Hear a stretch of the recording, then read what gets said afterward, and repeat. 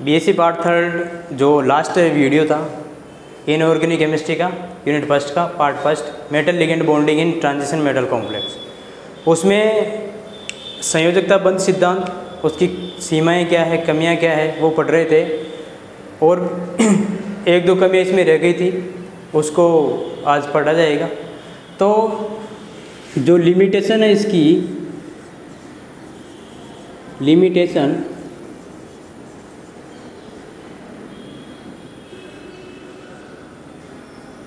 Limitation of valence bond theory, संयोजकता बंध सिद्धांत की लिमिटेशन। लास्ट लिमिटेशन में मैंने आपको बताया था कि कोई भी जो कॉम्प्लेक्स जब बनता है उसमें इलेक्ट्रॉन लोअर एनर्जी लेवल से हाई एनर्जी लेवल में जाता है, वो एनर्जी उसके पास कहाँ से आती है, इसका संयोजकता बंध सिद्धांत कोई ठोस सबूत नहीं देता है। या यूँ कह सकते हैं कि कोई भी जो संकुल निर्माण होता है उसमें ऊर्जा का जो एनर्जी है वो कहाँ से वो प्राप्त करता है, कहाँ से उसको मिलती है। तो ऊर्जा का जो मात्रात्मक संबंध है वो संयोजकता बंध सिद्धांत के आधार पर संभव नहीं है। आज इसकी जो आगे वाली जो लिमिट है 7वें नंबर की, वो ये है कि दो कॉम्प्लेक्स है, एक निकिल, दोनों में ही सेंट्रल मेटल एटम सेम है, NH3 4 2+ tetraammine nickel second ion and cyano tetracyano nickelate second ion. इन दोनों में ही निकिल +2 ऑक्सीडेशन नंबर में है।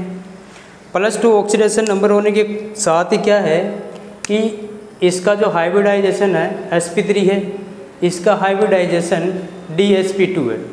इसकी जो ज्योमेट्री है वो टेट्राहेड्रल है, चतुष्फलकीय है, इसकी स्क्वायर प्लानर है, या जो कह सकते हैं कि इसकी जो संरचना है, ज्यामिति है, वो वर्ग समतलीय है। अब वर्ग समतलीय क्यों है या इसकी चतुष्फलकीय संरचना क्यों है, ज्योमेट्री क्यों है, इसके बारे में संयोजकता बंध सिद्धांत ना तो कारण बताता है और ना ही इसका कोई पूर्वानुमान बताता है। तो ऐसे लिख सकते हैं या बता सकते हैं कि उक्त संकुलों में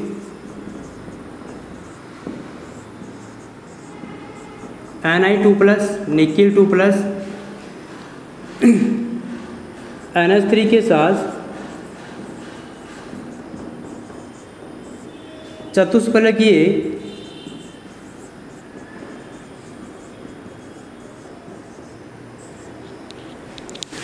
तथा या यूँ कह सकते हैं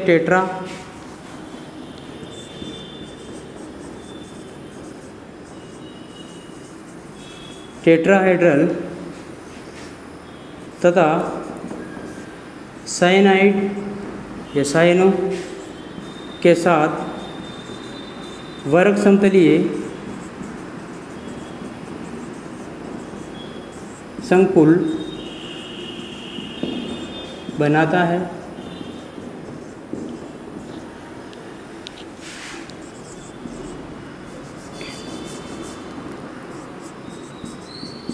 ऐसा क्यों? इसका कारण व पूर्वानुमान वीबीटी के आधार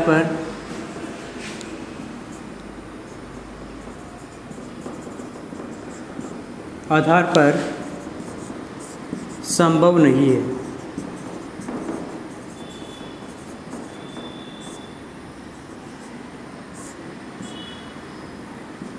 वीबीटी के आधार पर संभव नहीं है कि ये जो संकुल है इसके साथ तो टेट्राहेड्रल बनाता है, इसके साथ स्क्वायर प्लानर बनाता है। ऐसा क्यों बनाते हैं? या यूँ कह सकते हैं कि इसके साथ 4 है लिगेंड, इसके साथ भी 4 है, दोनों की ज्योमेट्री इक्वल होनी चाहिए। ये वर्ग समतलीय है और एक चतुष्फलकीय है, इसका कारण संयोजकता बंध सिद्धांत के आधार पर नहीं दे सकते। तो इसकी ज्योमेट्री जो होती है वो किस तरीके से होती है वो मैं बताता हूँ।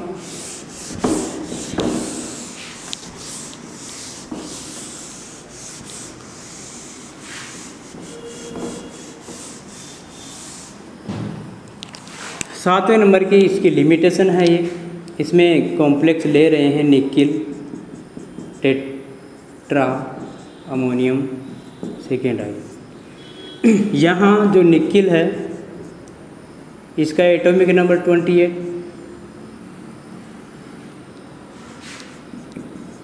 इसका इलेक्ट्रॉनिक कॉन्फ़िगरेशन 3d8 4s2। तो इसको ऑर्बिटल में इस तरीके से लिख सकते हैं, ये 5d कक्षक है, आपस में समब्रंश होते हैं। समब्रंश का मतलब पांचों की एनर्जी इक्वल होती है, 4p 4s 3d। डी के अंदर कितने हैं 8, 1 2 3 4 5 6 7 8, एस में कितने हैं 2। तो यहाँ निकिल 2 ऑक्सीडेशन नंबर में है Ni2+, निकिल 2+ का इलेक्ट्रॉनिक विन्यास ऐसे कैसे हैं ये। 4s से 2 इलेक्ट्रॉन बाहर निकल जाएंगे 2+ में, 2 4 6 2 8। साइनाइड अमोनिया लिगेंड की उपस्थिति में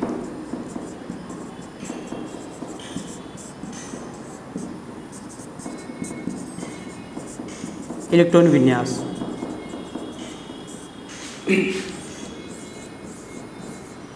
इसमें ऐसे कैसे हैं।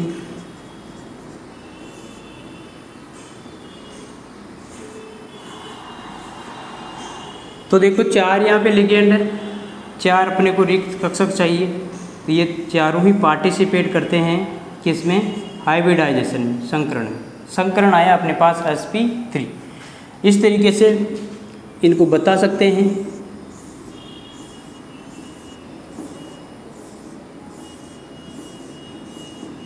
ये NH3, ये NH3, ये इसके साथ बॉन्ड बनाएंगे संकरण में।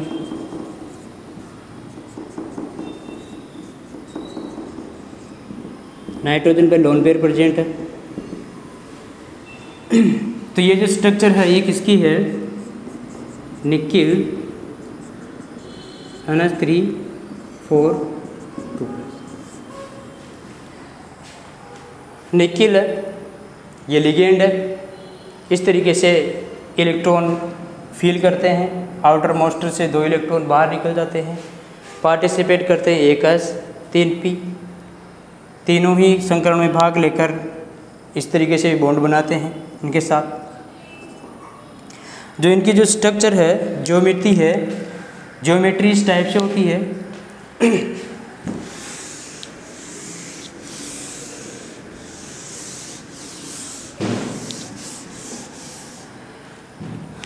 टेट्राहाइड्रल इसकी ज्योमेट्री है, NH3 इसके साथ NH3 है, ये अमोनिया, ये भी अमोनिया है, ये भी अमोनिया है, ये अमोनिया है।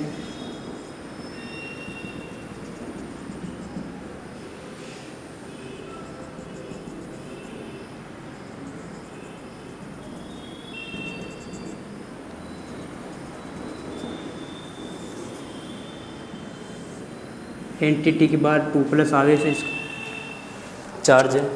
तो ये जो संरचना है वो है NH3 4 2+। संकरण किस्सा है इसमें कि चतुष्फलकीय संरचना,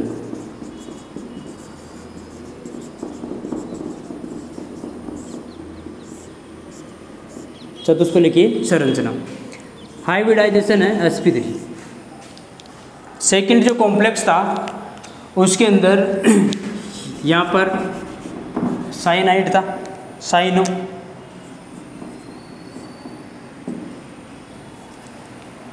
उसमें भी ऐसे के ऐसे ही इलेक्ट्रॉनिक कॉन्फ़िगरेशन फील करते हैं। अब देखो जो लास्ट जो अपन ने देखा था tetra ammonium nickel second ion के अंदर, हाई स्पिन कॉम्प्लेक्स बन रहा था, अयुग्मित इलेक्ट्रॉनों की वजह से वो क्या चुंबकीय गुण प्रदर्शित करेगा। इन सारी प्रॉपर्टी की वीबीटी के आधार पर संभावना नहीं थी। निकिल 28 का इलेक्ट्रॉनिक विन्यास,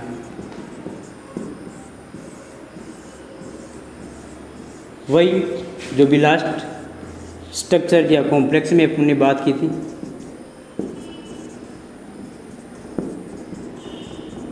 थ्री 8 2 4 6 8 और ये 4s2 Ni निकिल 2+ में इलेक्ट्रॉन विन्यास, इसमें से 2 इलेक्ट्रॉन यहाँ से निकल जाएंगे।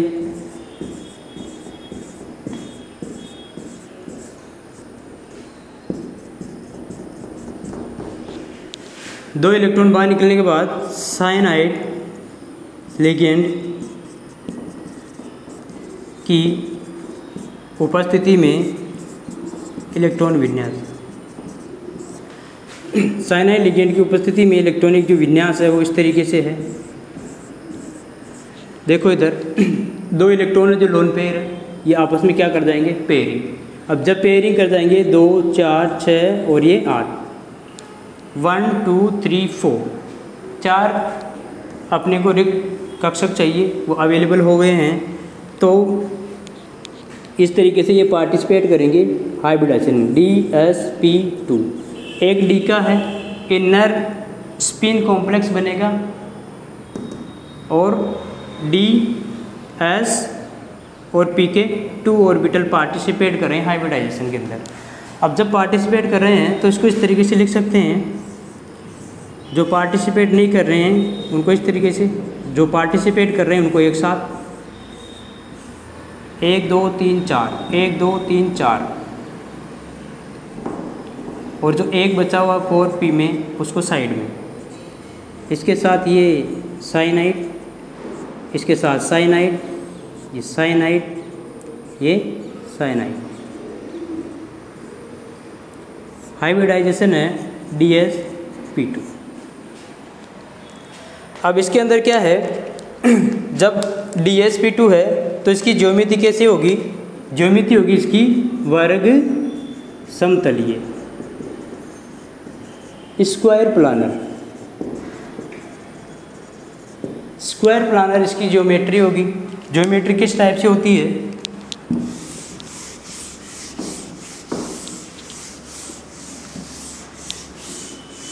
ज्योमेट्री होती है इसकी,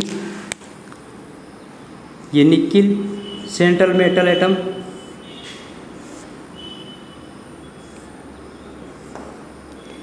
इस तरीके से इसकी ज्यामिति होती है।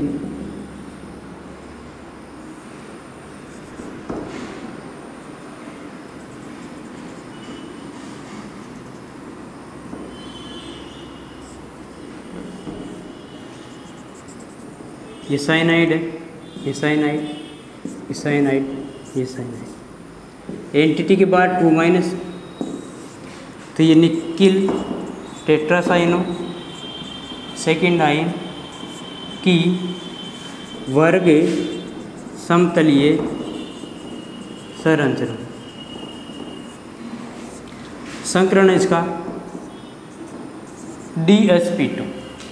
DsP2 संकरण है इसका, तो इसकी जो ज्योमेट्री है वो कैसी होगी, वर्ग समतलीय होगी। वर्ग समतलीय संरचना क्यों है, या चतुष्फलकीय संरचना क्यों है, संयोजकता बंध सिद्धांत इसके बारे में ना तो कोई पूर्वानुमान लगाता है या फिर न ही इसकी कोई ठोस व्याख्या देता है। इसीलिए ये संयोजकता बंध सिद्धांत की एक तरीके से क्या है, लिमिटेशन है। आगे वाली जो लिमिटेशन है वो इम्पोर्टेंट भी है और पूछा भी जाता है एग्ज़ाम के अंदर।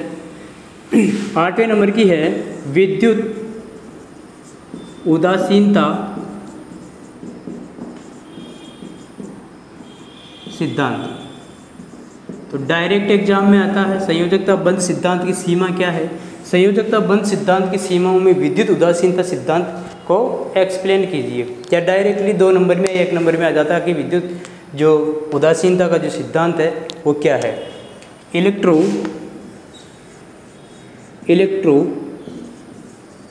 न्यूट्रलिटी प्रिंसिपल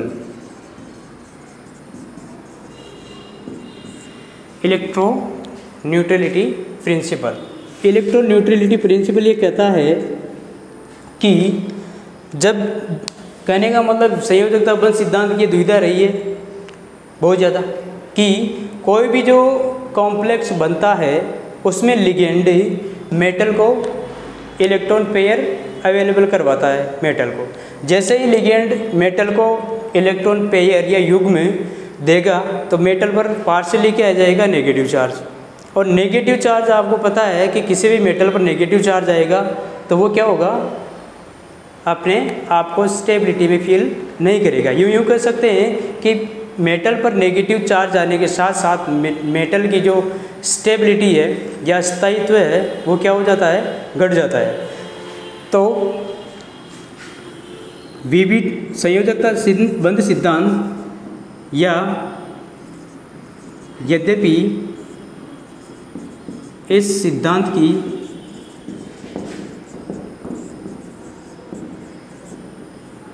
दुविधा है कि जब लिगेंड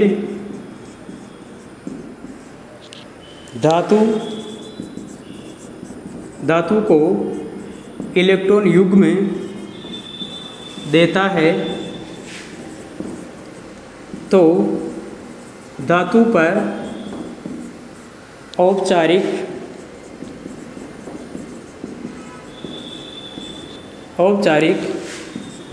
ऋणावेश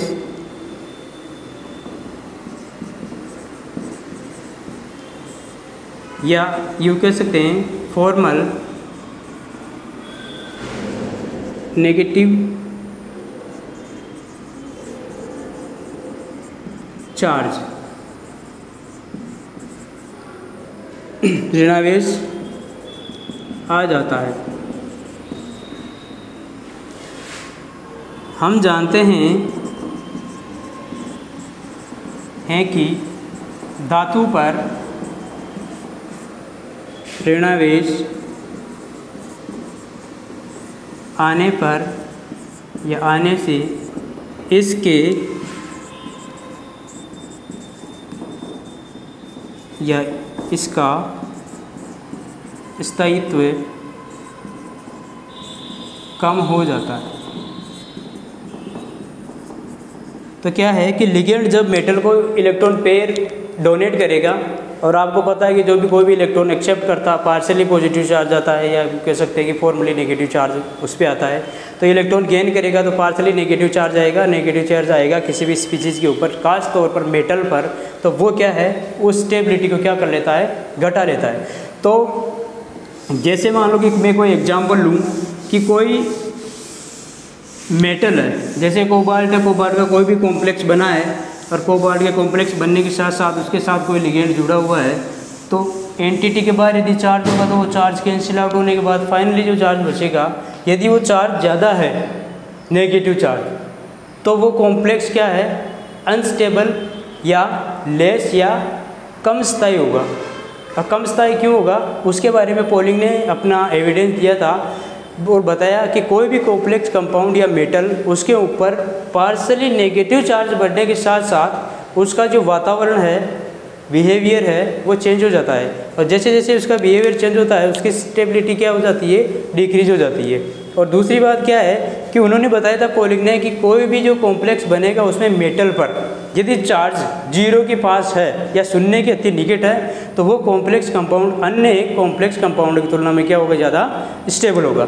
जैसे फॉर एग्जांपल की मैं बात करूँ तो एग्जांपल लेते हैं अपन कोबाल्ट 2+ के संकुल कोबाल्ट 6 यहाँ 6 लिगेंड कोबाल्ट से जुड़े हुए हैं, में 6 लिगेंड मेटल के साथ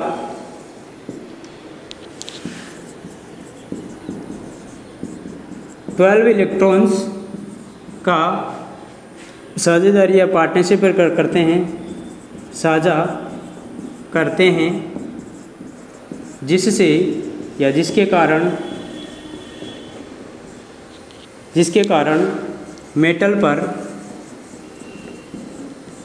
औपचारिक या फॉर्मल चार्ज -6 आ जाता है।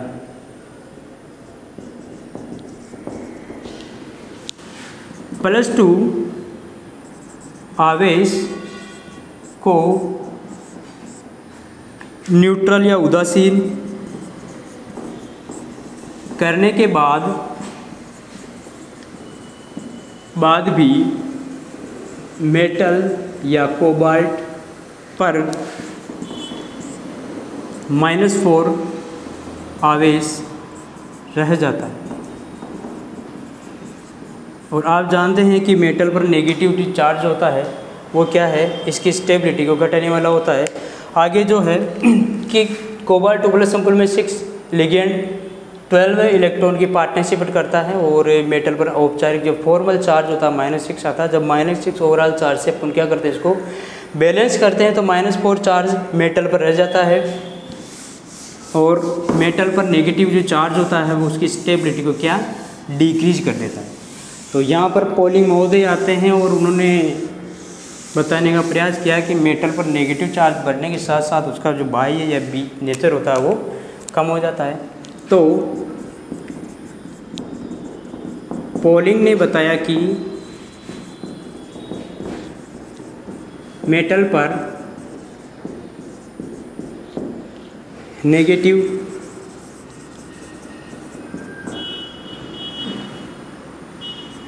चार्ज बढ़ने पर स्थायित्व घटता है, मेटल का स्थायित्व क्या हो जाता है, घट जाता है। और लास्ट में उन्होंने फाइनली जो अपना कंसेप्ट दिया था वीपीटी के जो कॉम्प्लेक्स कंपाउंड है स्टेबिलिटी का, उसने ये बताया था कि कोई भी संकुल जब अधिक स्थायी होगा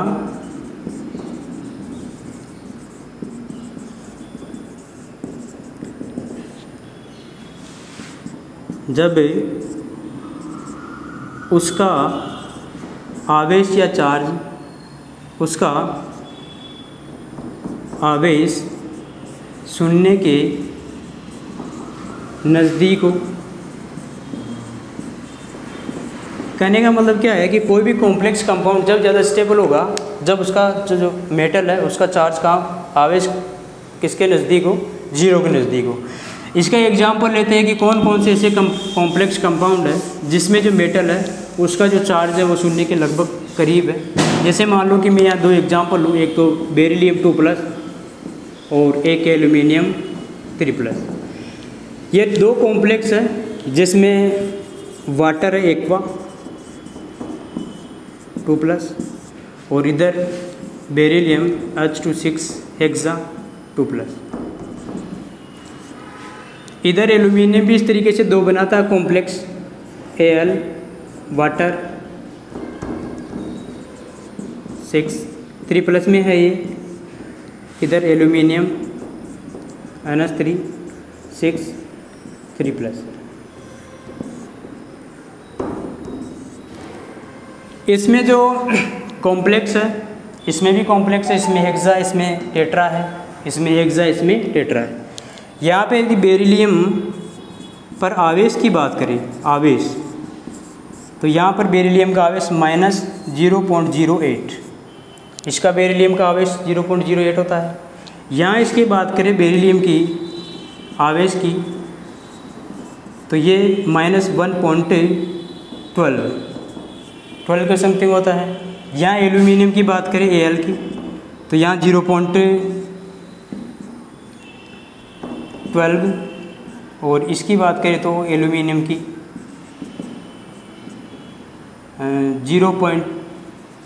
1.08 आता है।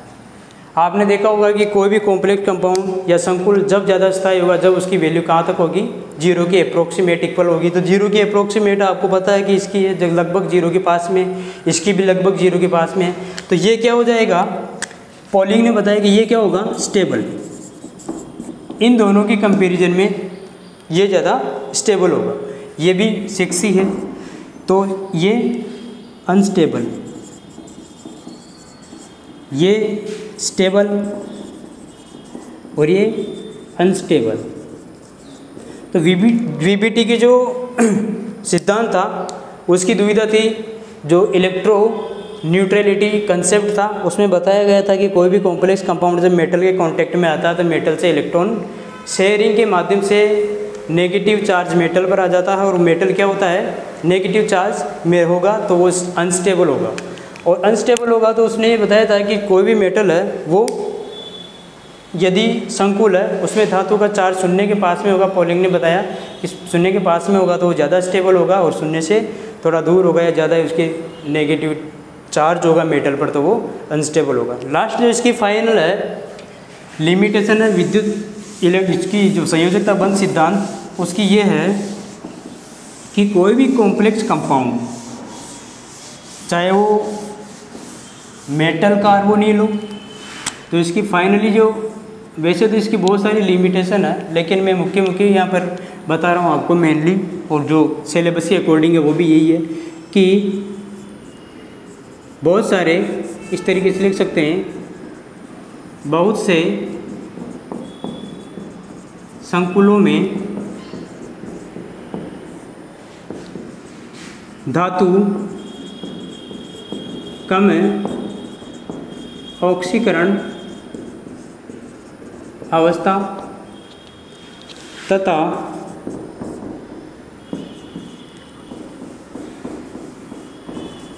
लिगेंड कम विद्युत ऋणी या कम विद्युती गुण युक्त परमाणु के साथ संकुल बनाता है तब तो भी स्थायी होता है।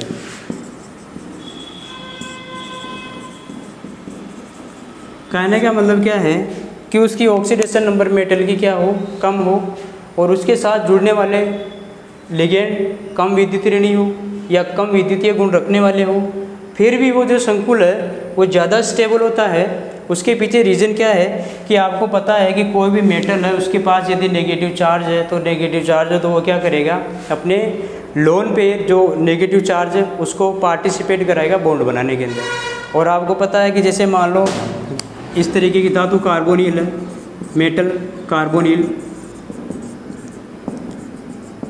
कार्बोनिलों में इसको देखा जा सकता है। मेटल कार्बोनिल जैसे मान लो ये मेटल है और ये कार्बोनिल, मेटल के पास नेगेटिव चार्ज है तो मेटल क्या करेगा, इस नेगेटिव चार्ज को यहाँ बॉन्ड बनाने में देगा, और इसके पास 3 है लोन पेयर, ये आगे शिफ्ट करेगा इसको इधर। तो ये जो बनेगा यहाँ पर बॉन्डिंग, ये मेटल और इस कार्बन के बीच में, इसको बोला जाता है बैक बॉन्डिंग। जो बैक बॉन्डिंग होती है पश्य बंधन, क्या बोलते हैं इसको, पश्य बंधन। और पश्य बंधन के अंदर जो मेटल होता है उसके fully field D orbital participate करते हैं और इसके एंटी बॉन्डिंग ऑर्बिटल पार्टिसिपेट करते हैं। इन दोनों में ही इलेक्ट्रॉनों की शेयरिंग होती है, और इलेक्ट्रॉनों की शेयरिंग से क्या होता है, बॉन्ड बनता है। तो मेटल और कार्बन के बीच में डबल बॉन्ड आ जाता है। यहाँ पर जो बॉन्ड ऑर्डर है उसकी डेंसिटी इंक्रीज हो जाती है, और यहाँ पर बॉन्ड ऑर्डर की डेंसिटी क्या हो जाती है, डिक्रीज हो जाती है। तो इसको मैं बताऊँगा आगे इसी के अंदर ही।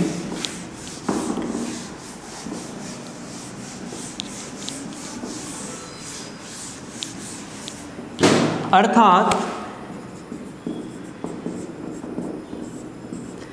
धातु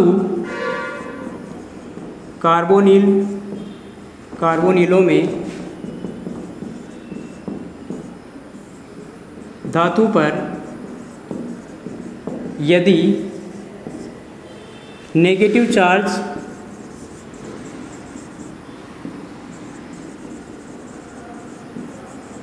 इंक्रीज होता है तो बढ़े हुए चार्ज को, आवेश को धातु पश्य बंधन द्वारा कम कर लेते हैं। अब जो ये बैक बॉन्डिंग है, ये क्या है? बैक बॉन्डिंग में मेटल के पूर्ण भरे या पूर्ण पूरित या फुली फिल्ड डी कक्षक एवं लिगेंड के विपरीत बंदी कक्षक इलेक्ट्रॉन्स का शेयरिंग या साझा या पार्टनरशिप पर कर लेते हैं। कहने का मतलब क्या है कि ये है एंटी बॉन्डिंग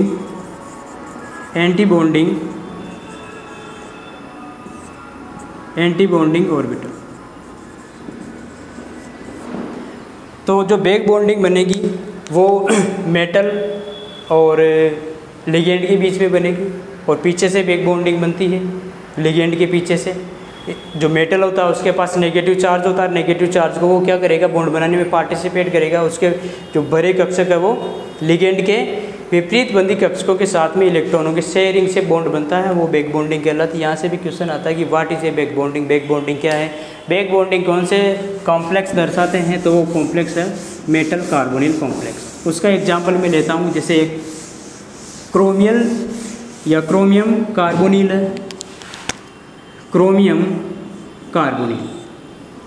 कार्बोनिल में क्या है कि इसकी जो संरचना है वो इस तरीके से, क्रोमियम, ये कार्बोनिल, इसके पास में क्या है? Negative charge. ये नेगेटिव चार्ज पार्टिसिपेट करता है इधर और ये इधर। तो फर्स्ट बात तो ये हो गई कि क्रोमियम और कार्बन के मध्य बॉन्ड ऑर्डर इंक्रीज। सेकंड क्या है कि कार्बन और ऑक्सीजन के मध्य बॉन्ड ऑर्डर डिक्रीज, घट जाता है, इसमें बढ़ जाता है। वो कैसे बढ़ता है कि इसकी जो स्ट्रक्चर है Cr double bond carbon double bond ये ऑक्सीजन, ये जो स्ट्रक्चर है इस संयोजकता बंध सिद्धांत VBT के आधार पर इसका जो एक्सप्लेनेशन है कि ये जो स्टेबल होता है, इसकी स्टेबिलिटी का रीजन क्या बताता है? रेजोनेंस, अनुनाद। या यूँ कह सकते हैं कि संयोजकता बंध सिद्धांत इस स्ट्रक्चर को अनुनाद के माध्यम से समझाता है और इसके स्थायित्व की कोई व्याख्या नहीं करता है। तो लास्ट में जो इसके पॉइंट है वो ये है कि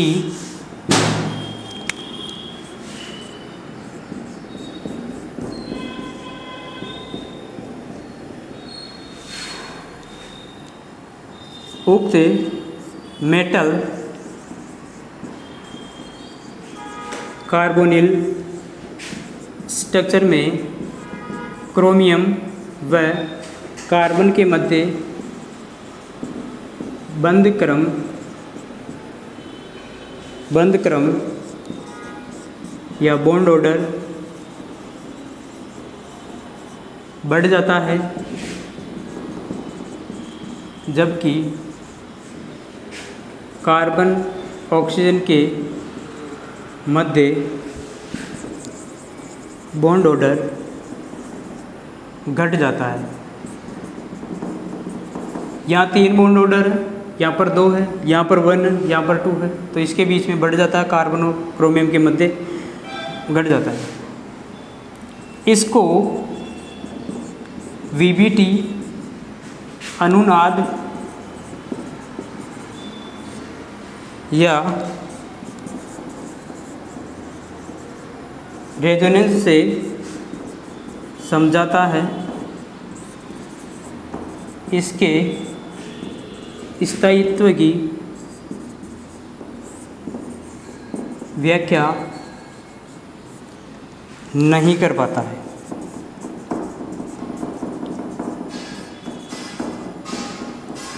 तो ये वीबीटी की जो लिमिटेशन थी ये एंड हो चुकी है, और जो टॉपिक है ये कम्प्लीटली पूरा हो चुका है।